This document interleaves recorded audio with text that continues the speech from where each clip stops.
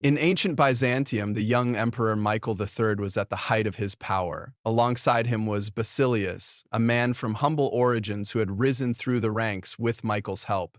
They were as close as brothers.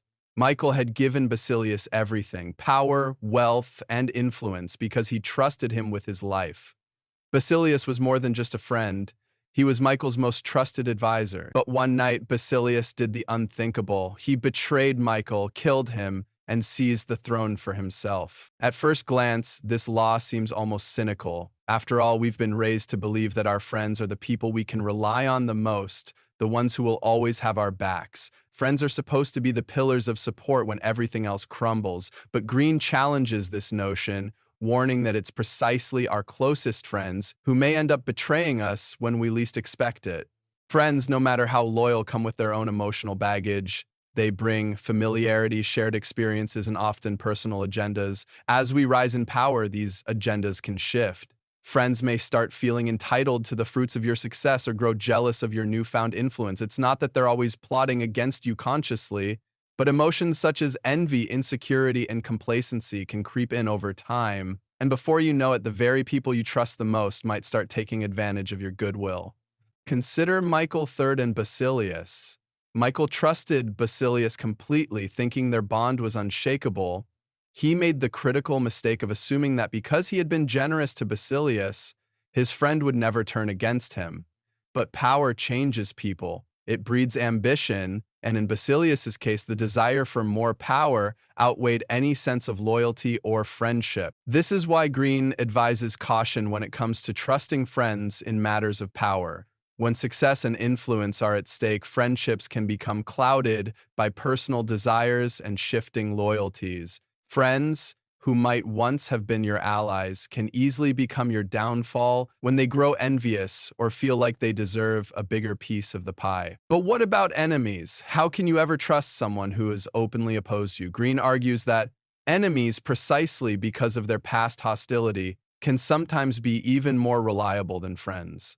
An enemy knows that they are starting from a position of weakness. If you extend an olive branch to them, they are often eager to prove themselves. This creates a dynamic where the enemy is hyper-aware of their precarious position and will work twice as hard to maintain your trust.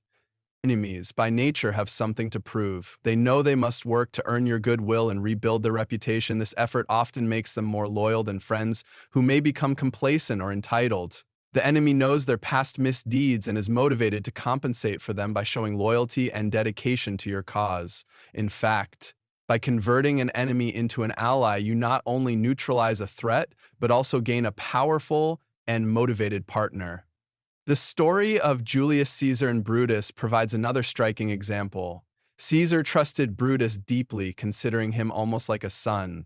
Despite their close bond, it was Brutus who ultimately joined the conspiracy to assassinate Caesar. The betrayal by someone so close drove the knife even deeper, both literally and figuratively. Caesar's downfall came from his misplaced trust in a friend he believed would never turn against him. So what lessons can we draw from these historical examples? First, Greene reminds us that power is not built on emotion. When it comes to matters of influence and success, decisions should be made based on strategy, not friendship. Relying too heavily on friends can blur the lines between personal relationships and professional objectives. And emotions like jealousy or entitlement can poison even the strongest bonds. Friends often assume that their loyalty guarantees them a place in your plans, and this can lead to a sense of complacency. They may stop striving to earn your trust, believing that their bond with you entitles them to certain privileges.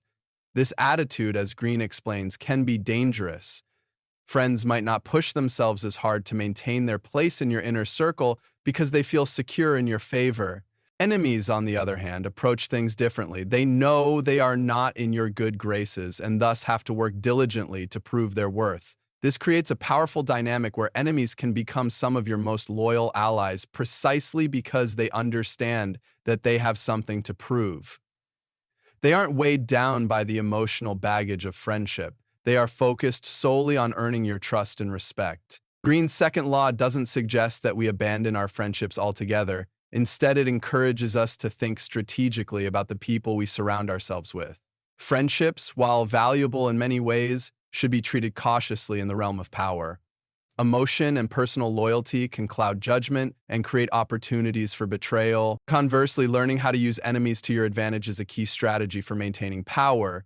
Enemies, once converted to allies, often bring a level of focus, ambition, and loyalty that friends cannot match. By turning an enemy into an ally, you not only eliminate a threat, but also gain someone who is willing to go the extra mile to maintain their place in your circle. This law also underscores the importance of being aware of human nature. As you rise in power, you must navigate a complex web of relationships where emotions, ambition, and personal agendas are constantly at play. Trust is a fragile commodity, and Greene urges us to be cautious in placing it blindly in the hands of those closest to us. Friends can change when success alters the balance of power, and those who were once allies can quickly turn into threats. In conclusion, the second law of power teaches us that friendship, while valuable, can become a double-edged sword.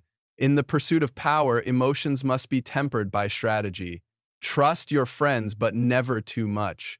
Always be aware of the subtle shifts in their behavior as power dynamics change, and most importantly, learn how to turn enemies into allies.